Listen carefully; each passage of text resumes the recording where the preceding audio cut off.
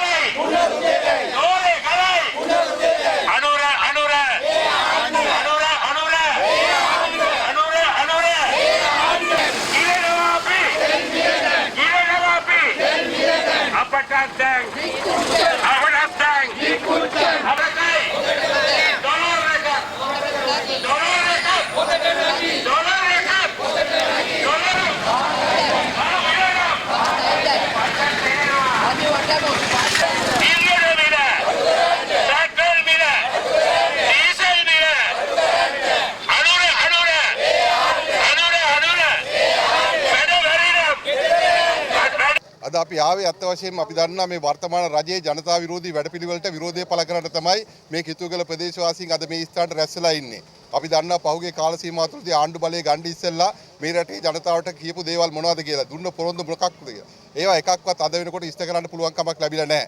අපි දන්නවා අද රටේ ජනතාවට බඩු මිල දරා ගන්න පුළුවන් කමක් නැහැ. ඒ වගේම ඉන්ධන මිල දරා ගන්න පුළුවන් කමක් නැහැ. විදුලි බිලත් අද ආසුතර නැගලා තියෙන අවස්ථාවේදී. ඉතින් මේවා සම්බන්ධව කිසිම විදිහේ ජනතාවට යම්කිසි සහනයක් ලබා දෙන්න ආණ්ඩුව කටයුතු කරලා නැහැ කියන එක තමයි මේ අවස්ථාවේදී අපි කියන්නේ. ඉතින් අපි දන්නවා හැම අවස්ථාවෙදීම ආණ්ඩුව මෙතෙක්කල් විශේෂයෙන්ම අපි දන්නා මේ බඩු බිලටත් ඒ වගේම ඉන්ධන බිලට ගෑස් බිලට විදුලි බිලට හැම එකටම ඒ කිව්වේ මොකද්ද මේ ලෝක යුද්ධයක් තියෙන අවස්ථාවේ ලෝක වෙළඳ පොලේ මිල ඉහළ ගිහිල්ලා තියෙන නිසා අපිට මේවා අඩු කරන්න බෑ කියලා තමයි එදා හැම අවස්ථාවෙදීම ප්‍රකාශ කරුවේ. දැන් අපි කියන්න කැමති ආණ්ඩුවට දැන් ඉන්ධන මිල අඩු වෙලා තියෙනවා. ඒ ඉන්ධන මිල අඩු වෙලා තියෙන සහනේ මේ රටේ ජනතාවට ලබා දෙන්නේ නැත්තේයි කියන එක ගැන අද මේ රටේ ජනතාවට ලොකු ප්‍රශ්නයක් තියෙනවා. අපි දන්නවා විශේෂයෙන්ම ආණ්ඩුව කියයි තාම ඉන්ධන මිල අඩු කරුවට අපිට එකපාරට අඩු කරන්න බෑ අපේ තොග තියෙනවා කියලා. නමුත් අපිට කියන්න තියෙන ආණ්ඩුවට දැන් ඉන්ධන මිල වැඩි කරනකොට අපි දන්නා විතර තිබුණු තොග වලට මොකද වුනේ? ඒ තොග ටික තියාගෙන අපේ රටේ ජනතාවගේ මුදල් ටික ගසා ගන්න ඕන නිසා ආණ්ඩුව එදා ඉන්ධන මිල ශනිකව වැඩි කෙරුවා. එහෙම තමයි ඒගොල්ලන්ගේ වැඩ කටයුතු කරන්නේ. ජනතාව ගැන හිතන පතන ආණ්ඩුව ජනතාවට සහන දෙනවා කියලා කියපු ආණ්ඩුව අද ජනතාවගේ මුදල් ගසා ගන්න තත්ත්වයට තමයි පත් වෙලා තියෙන්නේ.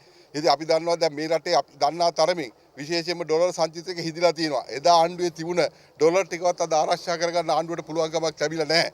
අද අපි දන්නවා නොයෙකුත් ආකාරයේ වංචා දූෂණ ගැන කතා කරුවා. අද මම හිතන්නේ මේ අවුරුදු 70ට වඩා වංචා දූෂණ දැන් මේ වකවානුව තුල ආණ්ඩුව තුල සිද්ධ වෙනවා කියන එක අපි කවුරුත් දන්නා දෙයක්. ඉතින් අපි දන්නවා විශේෂයෙන්ම ඩොලර් ටික දැන් අස්ථානගත වුණා. ඒ වගේම අපි දැක්ක තැපැල් දෙපාර්තමේන්තුවේ ඩොලර් ටික අස්ථානගත වෙච්ච අවස්ථාවල්, ඒ වගේම නොයෙකුත් ආකාරයේ හොරකම් සම්බන්ධව දිනෙන් දින වාර්තා වෙනවා. ඒවා සම්බන්ධව ආණ්ඩුව මුනිවත රකින්නවා. ආණ්ඩුවට ඒවට උත්තරයක් දෙන්න පුළුවන් කමක් නැහැ. ඒ නිසා අපි කියන්නේ මෙදා ආණ්ඩුව දැන් දූෂණේ වළක්වන්න ආවා. දූෂණ වංචාව වළක්වන්න ආවට දැන් දූෂණ වංචාව විවාහ ගිහිල්ලා තියෙනවා කියන එක තමයි අපිට මේ අවස්ථාවේදී කියන්න තියෙන්නේ. ඉතින් රටේ ආර්ථිකය මම හිතන්නේ ඉදිරියට යනවායි කියලා. අද ආර්ථිකය එකතැන පල්ලෙට තත්ත්වයක් තියෙන්නේ. දැන් අපි දන්නවනේ හුඟක් වෙලාවට කතා කරනවානේ නිෂ්පාදන ආර්ථිකයක් හදනවා විදේශ ආයෝජන ගේනවායි කියලා.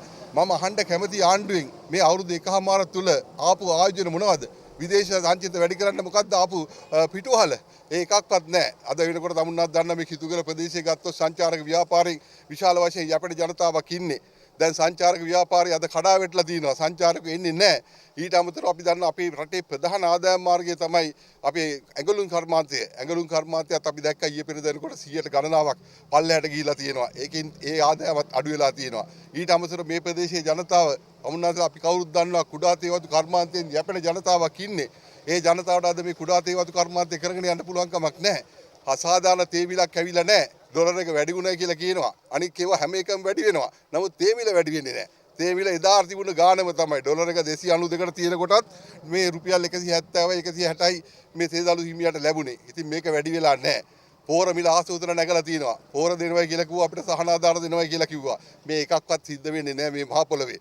ඉතින් හැමතැනම ප්‍රශ්න ගණනාවක් තියෙනවා. අද පෝර ටික දාලා ඉවරලා තේ නිෂ්පාදනය වැඩි කරන්න පුළුවන් කමක් නැහැ.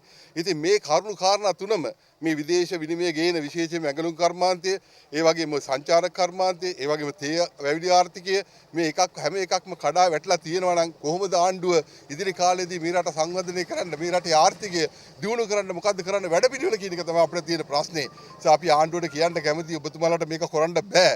ඔබතුමාලාට මේ කයි ගහලා ආවට මේ කදිරගාමරලා ගෙනාවට වල්පැල ගලවලා මල්පැල ගෙනාවට ඔබතුමාලාගේ තරම දැන් මේ රටේ ජනතාව දන්නවා. ඉතින් හැමදාම අපි දකින්නවානේ වීගොවි තනත් විනාශ කෙරුවා. වීගොවියොත් අද අන්තාසරණ වෙලා තියෙනවා. වීගොවියන්ටත් ඊටික විකුණ ගන්න බෑ. ඒ වගේම මේ පෝර ටික හොයාගන්න පුළුවන් කමක් නැහැ. මේ හැම එකක්ම හැම අංශයක්ම මේගොල්ලෝ විනාශ කෙරුවා. ඒ නිසා තවදුරටත් මේ රට විනාශ කරන්නේ නැතුව අනුර කුමාර දිසානායක මහත්තයා අපි කියන්නේ කරුණාකරලා මේක කරන්න පුළුවන් කණ්ඩායමකට මේක බාර දීලා වෙලා කරුණාකරලා ගෙදර යන්න කියලා තමයි මේ ආණ්ඩුවට අපි ප්‍රකාශ කරන්නේ. අන්තිම ඒ වුණාට මේ ආණ්ඩුව නම් කියන්නේ විපක්ෂයේ එකමුතුවක් නැහැ. විපක්ෂයේ මේක මොන බලතුණා කියනවත් ඔබතුමාට මේ බලය ගන්න බෑ. ගොඩාක් කල් වෙනක් කරලා ආණ්ඩුව දැන් කියන්නේ. ආණ්ඩුවේ තියෙන නොහැකියාව අසා ගන්න ඒගොල්ලෝ හැමදාම මොකද්ද කියන්නේ විපක්ෂයට ඉතින් චෝදනා කරන එක තමයි කරන්නේ. ඉතින් විපක්ෂය කරන කාර්යභාරය ගැන පාර්ලිමේන්තුව දිහා බලනකොට එහෙම නැත්නම් මෙවැනි උද්ඝෝෂණ දිහා බලනකොට අපේ රටේ ජනතාවට තේරෙනවා. ප්‍රධාන විපක්ෂයේ යටියට ගරු සජිත් ප්‍රේමදාස මහත්මයාගේ මූලිකත්වයෙන් අපි දන්නවා එතුමා මේ රටේ තියෙන දැවෙන ප්‍රශ්න හැම එකක්ම පාර්ලිමේන්තුවේ කතා කරනවා. ඒවා සම්බන්ධ සමහරක් වෙලාවට මේ අය යම් යම් අවස්ථාවේ සමච්චරේ ලක් කරන්නට කරුණු කටයුතු කෙරුවට අපි දන්නවා අනිවාර්යයෙන්ම සැබෑ ලෙස බුද්ධිමත් ලෙස එතුමා අනිවාර්යයෙන්ම පාර්ලිමේන්තුවේ මේ රටේ දැවෙන ප්‍රශ්න සම්බන්ධව සාකච්ඡා කරනවා. ඒ වගේම මේ වගේ උද්ඝෝෂණ කරනවා. ඒ වගේම ජනතා වැඩපිළිවෙල, ඒ වගේම එතුමාගේ පෞද්ගලික ධන පරිත්‍යාගයෙන්, ඒ වගේම හිතවතුන්ගේ මුදල් වලින් සෞඛ්‍ය ශාස්ත්‍රය නංවාලන්න දැන් අදත් මම හිතන්නේ එතුමා සෞඛ්‍ය ශාස්ත්‍රයට විශාල සේවාවක් නුවර ප්‍රදේශයේ අපි දන්නා උපකරණ පරිත්‍යාගයක් කරනවා.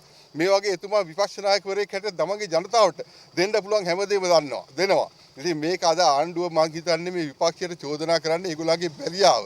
ඒගොල්ලන්ගේ වැඩබැරිකම වහගන්න විපක්ෂයට චෝදනා කර ඉන්නවා. ඉතින් අපි කියන්නේ විපක්ෂයේ එකමුතු නැත්නම් විපක්ෂයේ දුර්වල නම් අපි කියන ආණ්ඩුවට පුළුවන් නම් ඡන්දෙ තියන්නකෝ. පළාත් සභාව ඡන්දෙ තියන්නකෝ.